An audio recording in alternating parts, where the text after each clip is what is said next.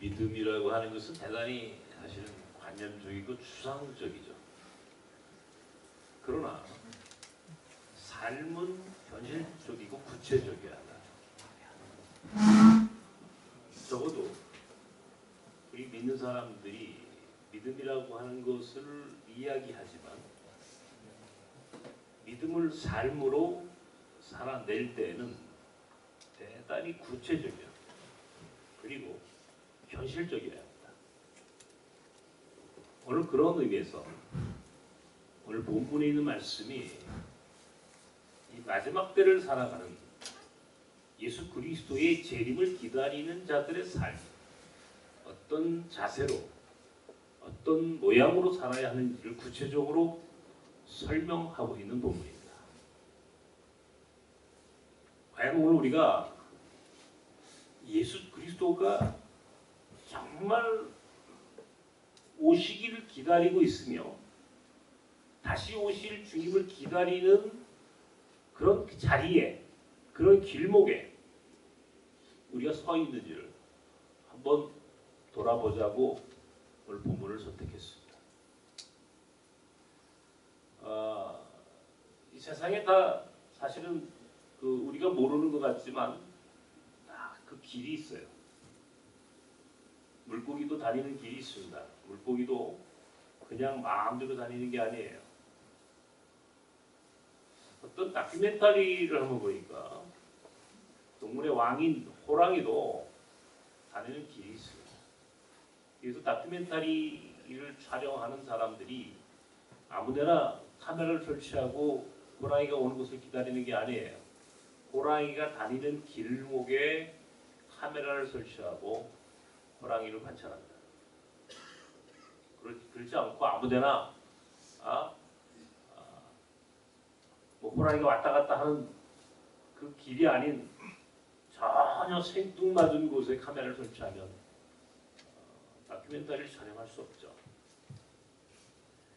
이 돈도요. 이 세상 경제를 공부하다 보면 돈도 이 길이 있습니다. 돈이 흘러가는 길이 있어요. 그래서 진짜 성공하는 사람들은 돈이 흘러가는 길목에 지키고 서 있어요. 그러니까 그것이 이 세상의 하나의 이치. 어떤 사람들은 이 교회도 이 비즈니스 감각으로 생각하는 사람들이 있습니다. 맞아요. 사실은 그렇게 해서 교인들이 많이 오고 또 흔히 세상 사람들이 말하는 또 성공적인 목회를 하고 있는 사람들이 사실은 굉장히 많죠. 그런 개념으로 본다면 사실은 교회가 이런 광장동 이 아차산 중턱에 있다는 것은 맞지 않습니다. 강남이나 분당쯤 가서 개척을 해야 되겠죠. 이게 비즈니스라면 적어도. 근데 공교롭게 우리는 이게 비즈니스가 아니에요. 나는 아무리 생각해도 목회를 비즈니스라고 생각하고 목회하진 않아요. 적어도 그거는 아니다. 적어도 교회가 존재하는 목적과 그 의미는 누가 뭐래도 예수 그리스도예요. 예수 그리스도를 기다리는 사람들의 공동체예요. 그러니까 교회는 사람들이 많이 모이는 몫이 좋은 데서 교회가 있는 것이 아니라 예수가 오실 곳에 존재해야 되는 거예요. 왜? 교회는 비즈니스가 아니기 때문에. 이건 경제관념이 아니기 때문에. 대단히 고민스러운 부분이 바로 여기 있어요. 야, 교회도 이게 뭐 교인이 많이 와야 되고 교인이 많이 와야 헌금도 많이 거치고 흔히들 말이죠. 큰 교회가 돼야 큰 일도 하고 이게 자본주의 논리가 아주 그 교회 안에 아주 굉장히 강하게 지금 지배하고 있는 거 아닙니까? 그런데 성서는 분명히 우리에게 교회는 달라야 된다는 거예요. 교회는 예수 그리스도가 오실 때까지 교회에서 존재해야 할 목적과 그 의미를 간직하고 나가서 교회가 예수 그리스도가 오시는 곳에 있어야 되지. 사람이 많이 모인다고 해서 좋은 교회가 되는 건 아니다. 적어도 내가 읽고 있는 성서는 내게 그렇게 가르쳐줬어요. 그러니까 오늘 우리 주님도 이 땅에 오신단 말이에요. 지금 그죠? 우리 세례 요한이 지난주에 제가 설교 시간에도 얘기했지만 세례 요한이 예수님이 길을 예비했어요. 세례 요한이 길을 예비했으면 자 예수가 지금 그 세례 요한이 예비한 길을 따라 오신다고 우리가 성서를 통해서 읽었어요. 그러면 그 예수가 오시는 그 길목에서 예수를 기다려야 될 거 아니에요, 교회가. 우리 믿는 사람들이 논리적으로, 성서적으로 자 분명히 예수님이 그 길 위에 지금 오고 계시는데 저 하나님의 아들로서 이 땅에 오고 계시는데 그러면 그 길목에서 예수를 기다려야지. 우리가 딴 데 가서 예수를 찾으면 안 되잖아요.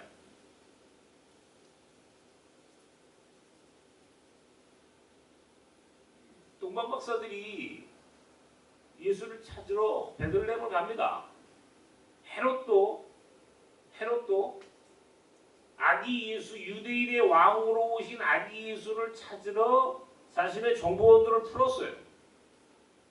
자, 그런데 정작 아기 예수가 어디에 오셨는지를 발견한 사람들은 목자들이에요.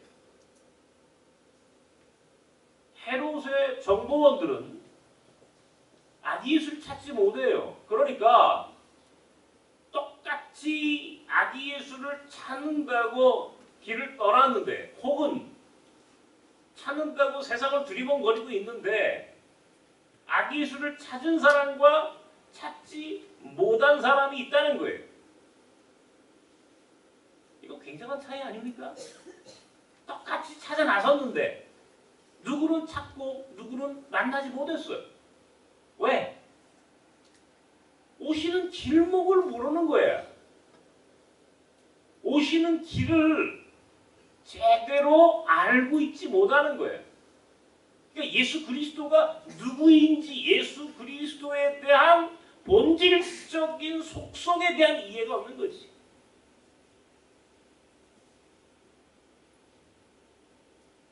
높은 데 있는 줄 알았어요.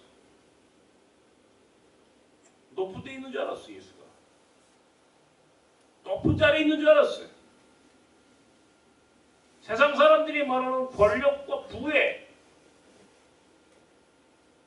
자리에 그 높은 자리에 예수가 하나님의 아들이시니까 그곳에 있겠지라고 생각했던 것들이 헤롯의 생각이었다면 동방 박사들이 목자들이 하늘의 별을 보고 찾아갔던 곳은 공교롭게도 베들레헴의 마구간이었어요. 가장 높은 곳이 아니라 가장 낮은 곳. 낮은 곳. 저 높은 곳이 아니라 저 낮은 곳이 예수님이 오셨단 말이에요. 그럼 오늘 우리가 어디가 있어야 돼요? 예수를 찾으러 어디가 있어요? 높은 곳에 가 있어야 돼요? 아니에요. 낮은 곳에 가 있어야 돼요. 낮은 곳에 그가 오셨다는 것을 이미 2000년 전 역사는 기록해 놨어. 한 번만 기록해 놓은 게 아니야. 오늘 성서가 또 기록해 놨어. 마태복음 25장 31절을 가만히 보십시오. 예수께서 마지막 날에 우리 믿는 사람들을 이게 굉장히 중요한 얘기예요. 믿지 않는 사람과 믿는 사람으로 구별하는 게 아니야, 세상을. 어차피 이미 믿는 사람들 가운데 양과 염소가 있다. 이런 얘기예요. 믿지 않는 사람과 믿는 사람을 구별한다고 성서는 기록해 놓지 않았어요. 믿는 사람들을 구별한단 말이에요. 믿는 사람들 가운데 누가 양이면 누가 염소냐? 양과 염소를 마지막 때의 알곡과 죽정이를 구별하는 거예요.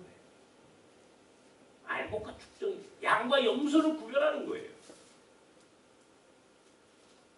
양과 염소를, 알곡과 죽정이. 양은 오른쪽에, 염소는 왼쪽에 나눈다. 분리시켰단 말이죠. 그런데 성서는 양과 염소를 구별하는 기준을 본문에서 이렇게 정했어요. 예수께서 친히 뭐라고 해요? 내가, 주인이 여기서 주어가 내가 예수 그리스도예요. 하나님의 아들. 내가 줄였을 때에, 내가 헐벗었을 때, 내가 옥에 갇히고, 내가 병들고, 내가 나그네 되었을 때에 너희가 나를 공개했고, 먹였고, 마시게 하였고, 신방하였고, 그리고 내가 나그네 되었을 때 너희가 나를 영접하였다. 그러니까 제자들이 그 주인 되시는 예수님께 물어요. 우리가 언제 주님이 헐벗고 굶주렸을 때 우리가 주님을 먹이고 공개한 적이 있었습니까? 언제 주님이 나그네 되실 때 우리가 주님을 영접하였고, 주님이 병들고 옥에 갇혔을 때 주님을 돌아본 적이 있었습니까? 예수께서 제자들에게 말씀하시기를 여기 지극히 작은 자에게 한 것이 곧 내게 한 것이다. 자, 41절 이후에는요, 염소가 된 자들에게 묻습니다. 얘기합니다. 너희는 내가 굶주렸을 때 너희가 나를 돌아보지 아니하였고, 내가 나그네 되었을 때 너희가 나를 영접하지 아니하였고, 병들고 옥에 갇혔을 때 너희가 나를 돌아보지 아니하였으므로 너는 염소라. 주님, 우리가 언제 주님이 나그네 되고 헐벗고 굶주리고 옥에 갇히고 병들었을 때 그렇게 우리가 주님을 함부로 취급한 적이 있었습니까? 여기 지극히 작은 자에게 하지 아니한 것이 곧 내게 하지 아니한 것이다. 나 설명이 나오겠어요. 다시 말하면 예수 그리스도가 자신을 어떤 존재로 설명했느냐 하면은 여기 지극히 작은 자가 나다. 여기 지극히 작은 자가, 여기 헐벗고 굶주리고 병들고 옥에 갇히고 나그네 된 자가 나다. 예수 자신이다 그랬어요. 우리 예수님이 이 땅에 오시면 딱 써있어요. 이렇게 현수막 들고 와요. 막 대통령 선거 유세하듯이 사람들을 몰고 옵니까? 그렇게 예수님이 오실 거라고 여러분 생각하세요? 아니에요. 아주 은밀하게 오십니다. 아무도 모르게 역사 속에 들어오십니다. 아무도 그분의 존재를 이해하지 못하게 소위 변장하고 들어오신다 그래. 변장. 변장이라는 게 뭔지 아세요 여러분? 왕이 임금이 민정시찰 나갈 때 호위무사를 데리고 나가는 게 아니에요. 노숙자처럼, 거지처럼, 병자처럼, 혹은 가난한 사람의 모습으로 그렇게 자신을 변장하고 민정시찰을 나가는 거예요. 세상이 지금 어떻게 돌아가나? 왜? 자신이 임금인 걸 알면 어떤 일이 벌어집니까? 진정성이 보이지 않는 거예요. 세상이 왜곡시켜요. 시작했어요? 그 아래에 있는 부하들이 더 좋은 것만 보여줘요. 나쁜 건 보여주지 않아요. 그러니까 그 현실을 제대로 파악할 수 없어요. 그러니까 높은 사람이 자기가 거느린 세상에 대해서, 자기가 거느린 조직에 대해서 알아보기 위해서는요, 가장 밑바닥, 가장 낮은 자의 모습으로 은밀히 다니면서 보는 거예요. 그러지 않으면 정확하게 세상이 지금 어떻게 돌아가는지, 어떤 세상이 되었는지를 알 수가 없단 말이죠. 그러니까 예수님도 2000년 전에 오셨을 때도 베들레헴 마국간 말구유 위에 오셨듯이 2000년이 지난 지금 다시 오신다고 한다면 그분 역시 더 높은 자리가 아니라 가장 낮은 자리, 가장 힘없고 소외당한 자의 모습으로 우리에게 오실 수밖에 없다라고 하는 것이 성서가 일관되게 가르쳐주는 진리예요. 그것이 역사예요. 그런 역사의식을 갖고 신앙생활을 해야 되는 거예요. 그런 역사의식 없이 나만 잘 먹고 잘 살면 되는 거야. 이거는 신앙이 아니에요. 이거는 기복신앙이에요. 이건 샤머니즘이에요. 그러니까 믿는 사람을 똑같이 양과 염소로 함께 있다가 마지막 때는 양과 염소를 나누는 거예요. 양은 오른쪽에, 염소는 왼쪽에. 자, 그러면 예수가 지금 오시고 계세요. 우리가 그것을 정확하게 재림신앙이 종말론 쪽 신앙을 갖고 있는 거죠. 그렇다면 오늘 우리가 어느 쪽에 있어야 합니까? 어느 길목에 있어야 될 거 아니에요. 예수가 오시는 길목에 오늘 우리의 삶의 자리가 거기에 있어야 저는 그렇게 살라는 게 아니에요. 적어도 신앙생활, 교회의 존재의 자리는, 교회가 있어야 할 삶의 자리는 바로 그런 힘없고 약한 자들 편에서 그들과 함께 더불어 그들의 입장에서 세상을 보고 그리고 예수 그리스도를 기다릴 줄 아는 공동체가 되어야만이 이 세상이 하나님의 나라가 된다는 거예요. 교회가 자꾸 높이 올라가 버리면 하나님의 나라가 올 것 같아요, 여러분? 교회는요, 그렇게 되면 힘 있는 사람들은 모이게 돼 있어요. 소위 부자들만 모이는 교회가 거기 예수님이 올 것 같아요? 올 수 없어요. 교회는 예수가 정확히 어떤 모습으로 오실 것인지에 대한 영적인 통찰력으로 예수 그리스도를 기다리는 공동체가 돼야 되는 거예요. 교회가 비즈니스 센터가 돼서는 안 돼. 교회가 비즈니스 센터가 됐으니까 세습을 하는 거야, 지금 아들에게. 교회가 지금 장사하는 곳이 되면 안 돼. 이게 오늘 슬픈 일이에요. 대단히 슬픈 일. 예수가 오시는 길목에 교회가 있어야 하는데, 그래서 교회가 누추하고 소외당한 힘없는 자들이 모이는 곳이 되어야 하는데, 오늘 교회가 그게 아니야. 성서를 다시 읽어봤어요. 또 읽어봐. 아무리 성경을 읽어봐도 성경 안에 단 한 줄도 교회가 비즈니스 센터, 장사꾼들이 모이는 곳이라고 기록해놓지 않았어요. 오히려 그런 예루살렘 교회에 대해서 예수는 뒤집어 엎었어. 그것이 예수가 죽어야 했던 이유야. 그것이 장사꾼의 소굴이 된 교회가 오늘 예수가 오시는 발목을, 그 앞길을 막는 이유가 오늘 우리 교회의 자리가 이렇게 세속화된 거예요. 예수가 오실 길목을 지키고 서 있어야 했는데, 예수가 오시는 길목이 아니라 장사꾼들이 장사하는 길목에 교회가 있다 보니까 오늘 믿는 사람들이 예수 없는 신앙생활을 하는 거예요. 예수 없는 믿음. 불편해. 불편한 거예요. 나는 지금 이런 한국교회의 오늘 현실이 대단히 불편하고 대단히 슬퍼요. 내가 누누이 우리 교회 나선 공동체와 나선께 함께하는 우리 뉴라이프 미션 시니어 선교회와 다양한 나선의 사역들에 대해서 여러분께 일관성 있게 얘기를 합니다. 왜 우리가 그리스 아테네로 갑니까? 왜 우리가 터키 이스탄불에 거기에 호잡들을 보냈고 거기에 왜 교회를 세웠습니까? 그리스 아테네에 간 이유는요, 터키 이스탄불에 우리가 거기에 교회를 세운 이유는요, 거기가 난민들이, 나그네들이 흘러가는 길목이에요. 아세요?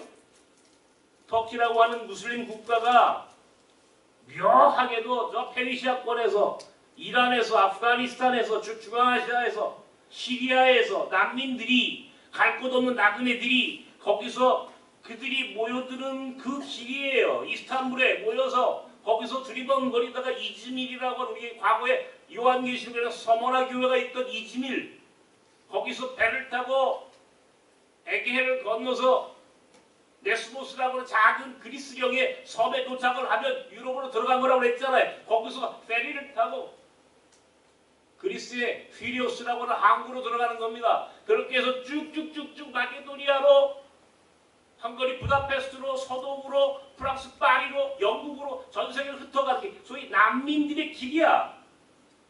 그러니까 그 길목에서 서 있어야지. 거기가 좋아서 가는 게 아니고 거기가 길목이니까 가는 거야. 누가? 나그네들. 그런데 왜 우리는 그 나그네들을 주목합니까? 오늘 성서가 얘기했잖아요. 내가 나그네 되었을 때에 오라 예수께서 나그네가 되셨대. 그들 가운데 예수가 있을 것이라고 하는 믿음이 있기 때문에 거기가 있는 거예요. 바로 그렇게 그 나그네가 예수라고 하는 믿음이 없이는 거기가 있어야 할 이유가 없어. 그들이 예수이기 때문에 나그네로 오시는 그분이 거기에 계시니까 그분을 영접하러 가는 거야. 이슬람 무슬림의 몸으로 오신 그렇게 오신 예수, 무슬림이지만 예수 그리스도의 사랑으로 그를 뿜었을 때 그가 복음 앞에 서서 하나님의 사람으로 그렇게 하나님의 나라를 위해 쓰임받는 그 모습들 하나하나가 하나님의 나라를 만드는 것이고 그것이 나그네 모습으로 오셨다는 예수 그리스도의 의미를 삶으로 실천하는 것이니까. 그래서 아테네로 가는 거, 이스탄불로 가는 거예요. 왜 우리가 몽골에 평화 캠프를 세웁니까? 탈북자들이 나그네로 탈북자의 모습으로 오시는 예수가 거기 계시니까. 그가 고비사막을 넘어서 몽골 땅에 가니까 오라 우리가 그러면 그곳에 캠프를 만드는 거야. 거기서 말 그대로 그들이 잠시 머물렀다 떠날 수 있는 쉼터를 만들어 놓으면 돼. 왜? 그곳에 예수가 왔다 가실 거니까. 이런 믿음으로 하는 거예요. 왜 우리가 하바롭스키 왜 시베리아에 거기에 캠프를 만들자고 얘기합니까? 북한 노동자로 거기서 일하시는 예수를 믿으니까. 왜 캄보디아? 왜 베트남이고 왜 인도냐? 거기에 그렇게 힘없는 자로 오시는 예수가 거기에 들렀다 가신다고. 지도를 보세요. 전 세계 지도를. 저는 눈이 보이지 않습니다. 그러나 제가 전 세계 지도를 제 마음속에 그려놨어요. 다 그리면서 이 마지막 때에 하나님이 당신의 아들을 보내신다면 어디로 보내실까? 보는 거야. 봐, 믿음은 추상적이지만 삶은 구체적이야 하는 거야. 역사는 추상적이지만 현실은 반드시 구체적인 삶의 자리를 통하여 역사가 바뀌는 거야. 자, 그렇다면 하나님의 아들이 오신다고 그래. 성경을 분명히 얘기했어요. 내가 헐벗고 굶주리고 병들고 옥에 갇히고 내가 나그네 되었을 때 그렇게 세상을 보라는 거예요. 그렇게 우리의 이웃을 보라는 거예요. 예수가 그런 자의 모습으로 오시니까 그렇게 힘없는 자들과 함께 할 때 그것이 예수를 섬기듯이 그들을 섬기는 것이 이 세상이 화해하고 하나 될 수 있는 복음의 힘이 복음의 능력이 세상을 바꾸는 한 사람 한 사람을 전부 다 그렇게 예수를 섬기듯이 우리 믿는 사람들이 그렇게 낮은 자의 편이 되어서 예수를 섬기듯이 그들을 섬기면 이 세상이 어떻게 되겠느냐. 얼마나 아름답게 되겠느냐 말이에요. 불평부당한 것이 없는 거야. 공의롭고 정의로운 거야. 그래서 오늘 우리는 진리를 바라고 그래서 우리는 정의를 이야기하는 거예요. 다른 게 아니야.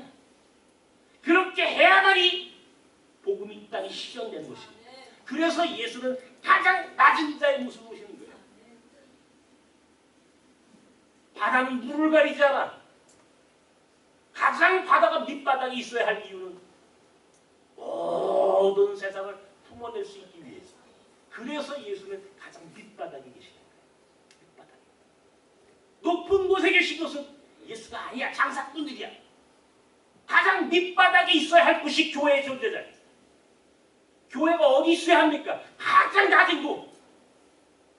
그래서 부자도 힘 있는 사람, 권력 있는 사람도, 배운 사람도, 그리고 반대에 힘없는 사람도, 무식한 사람도, 병들고 힘없는 정말 작은 자들도 함께 어우러져 갈 수 있는 용광로 같은 공동체가 될 때 그것이 하나님의 나라가 되는 길이에요. 우리는 길목이 있어야 되는 거예요. 예수가 오시는 길목에 오늘 교회가 있어야 되는 거예요. 예수가 오시는 길목, 돈이 흘러가는 길목이 아니라 사람들이 왔다 갔다 하는 길목이 아니라 교회가 서 있어야 할 자리는 예수가 오실 길목. 그것은 공간의 개념이 아니에요. 그것은 철학적이고 신학적이고 성서적인 거야.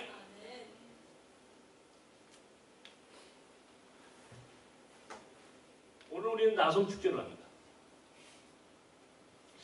매년 이 축제를 할 때마다 나는 다시 한번 나선의 영성을 생각해요. 내가 왜 이 나선 공동체 사역을 지금까지 일관되게 이 사역을 했을까? 내가 가지고 있는 내가 포기할 수 없는 내 신학, 내 철학이야. 나는 적어도 내가 읽은 성서, 내가 찾은 예수 그리스도는 난 나그네 모습으로 오신다고 하는 확실합니다. 나그네 모습. 2000년 전에도 나그네 모습으로 오셨기 때문에. 창세기 18장이에요. 아브라함이 마물의 상수리나무 아래 있었다. 성서는 이렇게 기록해놨어요. 창세기 18장 1절 처음에 나오는 걸 보세요. 아브라함이 마물의 상수리나무, 그것이 어디인지 내가 정확히 모르겠습니다만 적어도 아브라함은 어느 한 곳에 마물의 상수리나무 아래에서 거기서 있었어요. 그런데 그때에 사람 셋이 아브라함에게 다가왔다라고 성서는 기록해놨어요. 사람 셋이. 그래서 사람이라고 하는 건 나그네를 얘기하는 거예요. 길 가는 나그네가 아브라함에게 다가왔다는 거예요. 아브라함이 어느 길목에 앉았는데 그 길목을 지나가던 사람, 나그네 3명이 아브라함을 찾아왔다는 거예요. 만났다는 거예요. 아브라함이 거기서. 그때 아브라함이 그 나그네 3사람을 극진히 대접했어요. 어린 양을 잡고 암소를 잡고 극진히 대접했어요. 여러분 같으면 그렇게 하겠어요? 오다가다 만난 사람인데 그렇게 극진하게 대접해요? 근데 아브라함은 극진히 대접했어요. 그런데 그 사람들이 한 분은 야훼 하나님이셨고 두 사람은 천사였어요. 이게 우연이에요? 아브라함이 하나님을 만난 거예요. 어디서? 길목에서. 길 가는 나그네들 3사람을 영접했는데 한 사람은 야훼고 두 사람은 야훼 하나님과 함께 더불어 여호와와 함께 온 천사들이란 말이에요. 극진히 대접했을 때 아브라함의 소망이 있었다고 했잖아요. 꿈이 있었어요. 기도 제목이 있었어요. 그게 아들 하나 얻는 거였거든요. 그때 하나님께서 야훼께서 아브라함에게 내게 아들이 있을 것이다. 아들이 있을 것이다. 수태고지를 해줘요. 장막뒤에서 사라가 그 얘기를 들었어요. 아이고 지금 우리 나이가 몇 살인데 우리가 아이를 낳는다고요? 웃기고 있네. 웃었어요. 그러니까 하나님이 장막뒤에 있는 사라를 너 왜 웃어? 아니 웃지 않았는데요? 아니야 너 웃었잖아 지금. 그래서 창세기 18장을요. 하나님과 사라의 웃음 논쟁이라고 하는 별명이 붙은 책이. 그래서 사라와 아브라함 사이에 태어난 아들이 이삭인데 이삭의 이름이 뜻하는 게 뭐예요? 웃기는 자, 미소. 하나님이 우리를 웃기셨다. 그러니 웃음. 웃기셨다 이런 얘기예요. 웃음. 그 사건의 시작이 되었던 게 아브라함이 마물의 상수리나무 아래 있을 때 길 가는 나그네 3을 영접했다. 그 다음 장 창세기 19장을 보세요. 지금 넘겨보세요. 창세기 19장에. 창세기 19장은요. 소돔과 고모라 성이 멸망하는 장입니다. 소돔과 고모라 성이 심판받는 장이에요. 거기에 바로 소돔성 앞에 누가 앉아있다고요? 아브라함의 조카였던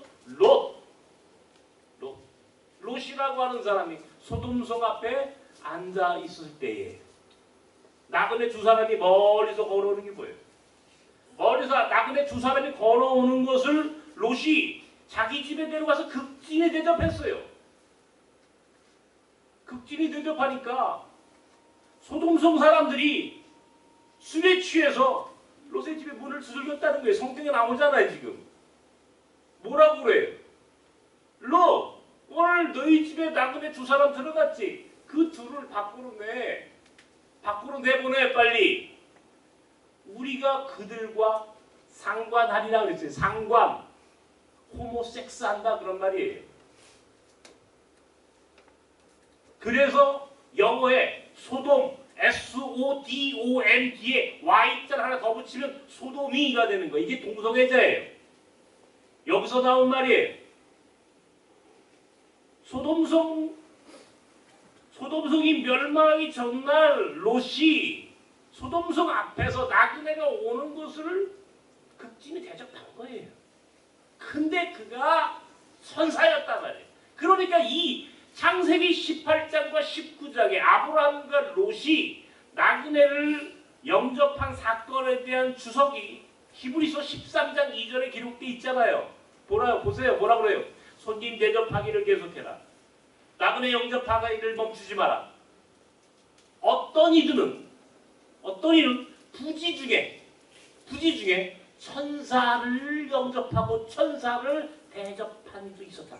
창세기 13장 2절에 나오잖아요. 그죠? 보세요. 이게 오늘 마태복음 25장과 창세기 18장과 19장과 히브리서 13장 2절이 절묘하게 연결되어 있는 거예요. 성서가 일관되게 우리에게 이야기하고 있는 것은 뭐냐? 하나님이 당신의 모습을 혹은 천사들을 혹은 당신의 아들까지도 그냥 보내는 게 아니에요.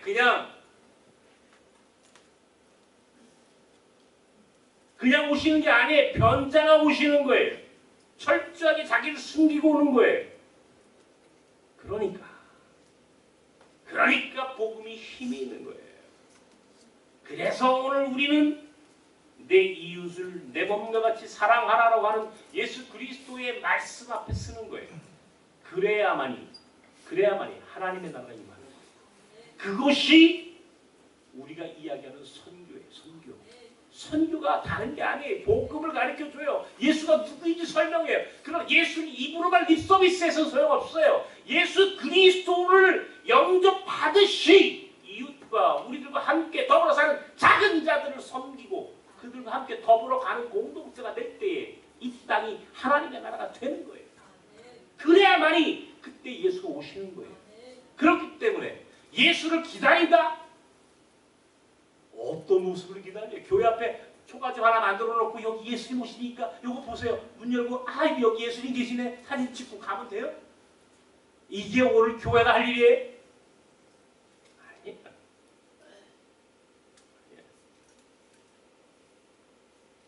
나는 여기 아까 우리 오건나 몽골 자매 이제 신학 공부한다 소개했어요. 딴가지 목사, 혼자 뭐 우리 다 여기 있어. 닭이죠. 여기 쌤이 우리 외국인 신학생들 다 있어. 나 우리 몽골 아이들 하나하나 보면서요. 난 어떤 식으로 어떤 마음으로 몽골 학교 운영하는지 아십니까? 여기 예수님 계셔. 예수님이 우리 몽골 아이의 모습으로 여기 와 계신다 지금.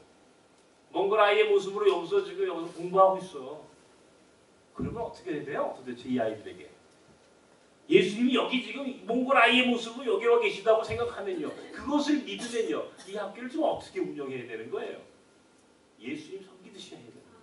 예수님 섬기듯이 밥 주고 예수님 섬기듯이 이 아이를 공부시키고 예수를 섬기듯이 한 사람 한 사람을 극진히 지극정성을 다해서 이 아이를 공부시키는 거예요. 그러면 어떤 일이 벌어지겠습니까? 이것이 세상을 바꾸는 거예요. 그래서 우리 모두가 다 예수님을 섬기듯이 작은 자가 예수다라고 하는 믿음으로 세상을 볼 수 있는 눈이 있어야 돼요. 그런 마음, 그런 믿음으로 열려져야 돼, 세상에 대해서.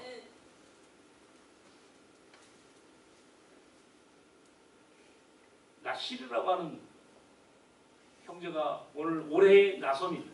여기 계신 나섬? 나시르?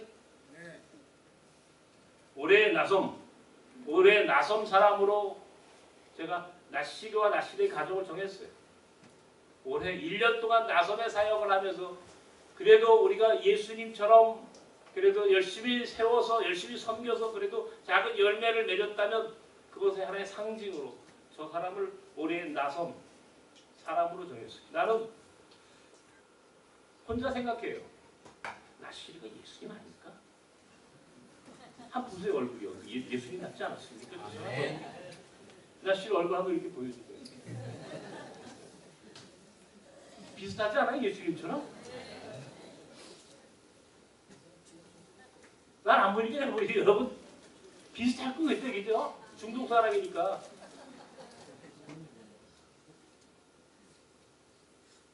저 가족이 저 사람 딸이 있거든요. 마리아지? 마리암? 뭐야? 마리아? 딸.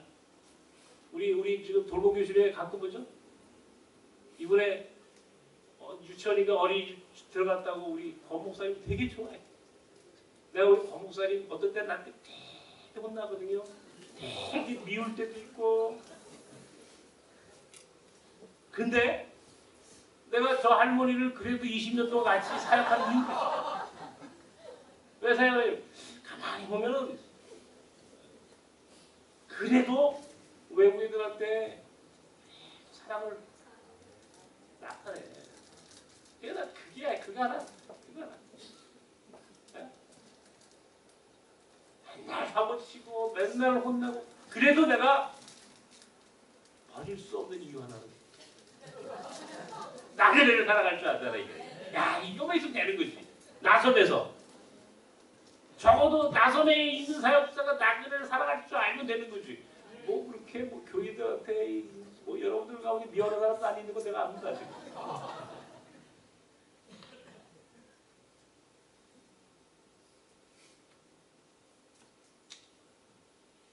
오늘 나섬 축제가 그런 의미에서 소중한 날이에요.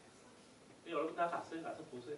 아이고 예수님이 여기서 이거 보시고 계시는 거 예수님이 여기 계시는구나. 지금 한 1000명쯤 모여가지고 나섬 축제를 하는데 거기에 아이고 여기에 우리 예수님 계시네.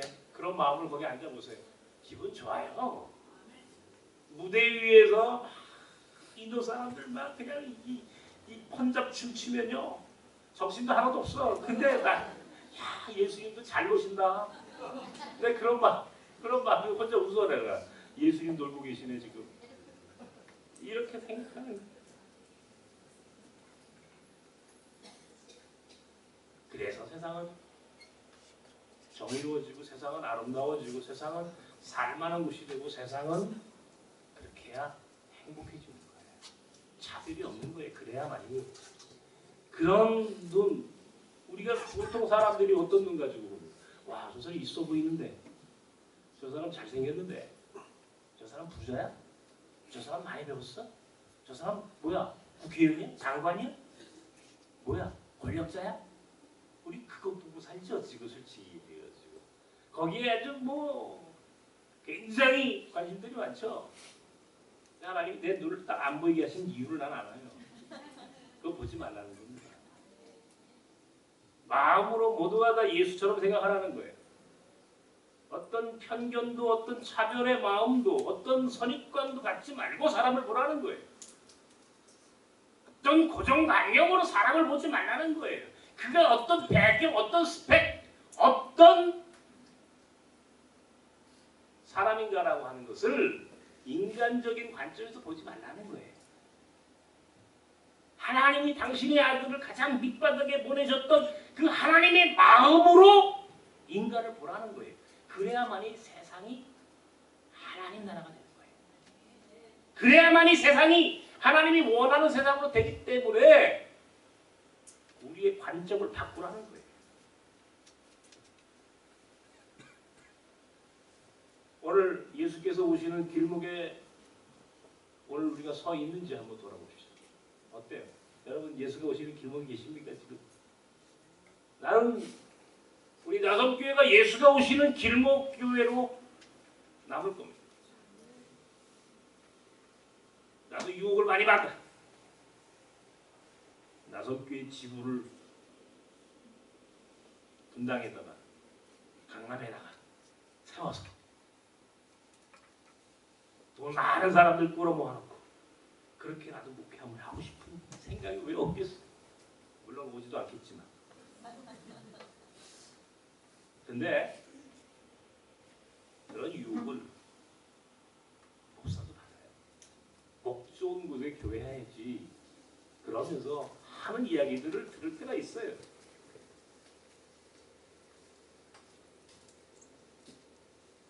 나는 구로공단에서 성수동 특som 성수공단에서 강변역 전철역 근처에서, 그리고 이제는 이거 아차산 중턱에서 평생을 살았어요.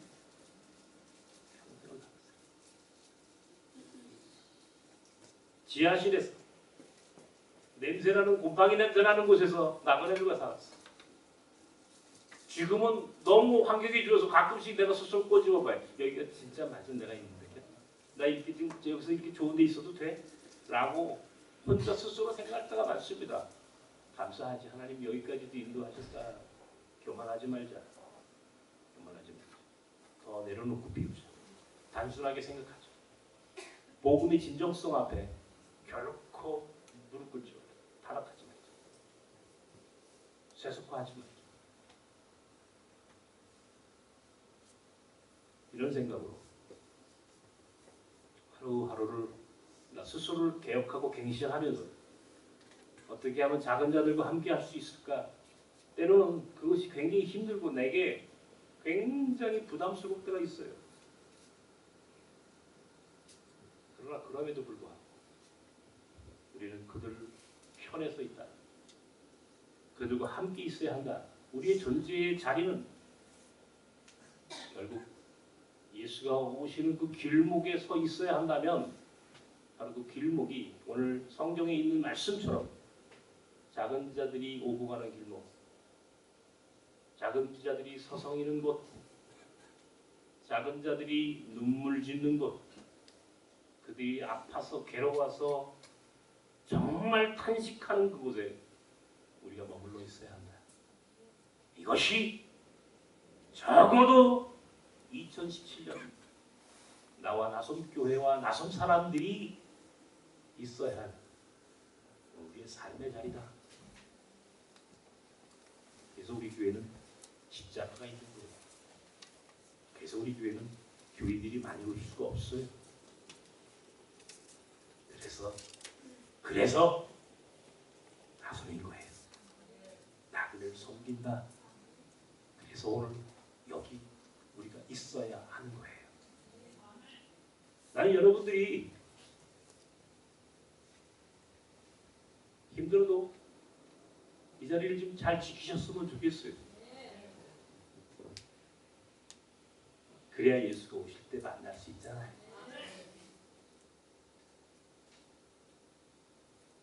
그때 끝나는 겁니다. 아직 예수가 오지 않으셨기 때문에 진짜와 가짜를 아직은 사람들이 몰라요. 예수가 오시는 길목에 끝까지 우리가 그 자리를 지켜서 우리 모두가 나 염소가 아닌 양, 쭉정이가 아닌 알고 정말 예수가 오시는 길목에 우리가 잘 서 있었다. 힘들어도 그때 고통스러워도 그 자리에 있었으니 이게 오늘 우리의 마지막 날 우리를 얼마나 영광스럽게 할지를 마음속 깊이 상상하면서 예수 오시는 길목을 지키는 나섬 사람들 되시길 주님의 이름으로 축원합니다. 하나님, 오늘 우리가 예수가 오시는 길목에서 당신을 기다립니다. 우리 주님이 오시는 길목, 성경은 분명히 당신이 헐벗고 굶주리고 병에 걸리고 옥에 갇혔고 그리고 나그네가 되었던 바로 그때에 우리가 그때 당신과 함께 있었으므로 우리를 양의 반열에 구원의 자리에 은총의 자리에 서게 하실 거라고 마지막 주님이 이 땅에 오시는 날 우리의 그 축복과 은총의 자리를 우리에게 오늘 말씀하신 것을 믿으며 오늘 힘들게 하루하루 살아가지만 그럼에도 불구하고 오늘 이 자리를 지키려고 합니다. 믿음으로. 그러나 삶은 구체적으로 오늘 이 자리에 있어야 할 이유를 다시 한번 마음에 새기며 주님의 대림을 기다립니다. 주여 어서 오시옵소서. 그래서 이 자리에 있는 자들에게 당신이 칭찬하시고 우리의 손을 번쩍 들어주시며 마지막 승리자다 인정받는 날이 꼭 올 수 있도록 주님 이 자리를 지키도록 도와주시옵소서. 예수님의 이름으로 기도합나이다. 아멘.